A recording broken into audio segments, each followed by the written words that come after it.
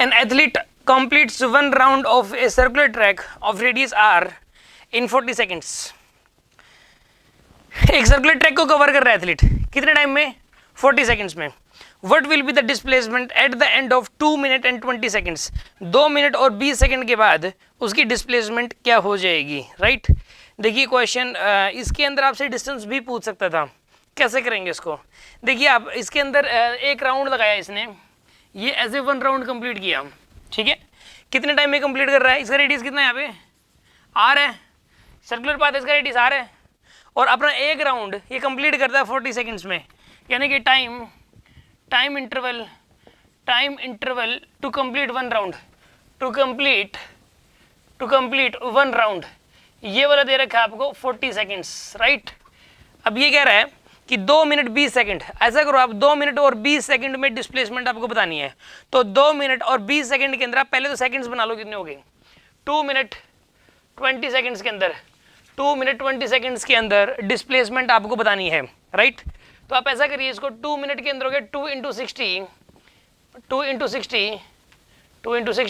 Plus 20, यानी कि ये हो जाएगा 120 प्लस 20, यानी कितना आएगा यहाँ पर? ये 140 सेकंड्स आएगा. कितना आएगा? 140 सेकंड्स. यानी कि ये क्या पूछ रहा है कि 140 सेकंड में डिस्प्लेसमेंट कितनी हुई, यही पूछ रहा है कि डिस्प्लेसमेंट इन द 140 सेकंड्स. अब पहले तो आप ये देखो कि राउंड कितने कंप्लीट हो जाएंगे. 3 राउंड तो पूरे कंप्लीट हो जाएंगे. सोचो 140 सेकंड है, देखो नंबर ऑफ राउंड्स अगर आपको निकालना हो, नंबर ऑफ राउंड्स, ठीक है, टोटल नंबर ऑफ राउंड्स कितने लगे? तो ये लगेंगे 140 डिवाइड बाई 40, यानी कि 3.5. सोल्व कर लीजिए, 3.5 बनेगा. ये 3.5 राउंड्स लगे. मतलब जैसे मान लो वो यहाँ से शुरू हुआ तो एक चक्कर लगाया पूरा, फिर दूसरा चक्कर लगाया, फिर तीसरा चक्कर लगाया, और फिर हाफ राउंड और लगा दिया, यहाँ पर आ गया ये. यानी कि वो इनिशियली यहाँ पर था और फाइनली 3.5 चक्कर के बाद यहाँ पहुँच गया. तो अब एक बात बताइए, इस केस के अंदर डिस्प्लेसमेंट की वैल्यू कितनी हो जाएगी? 2 बार.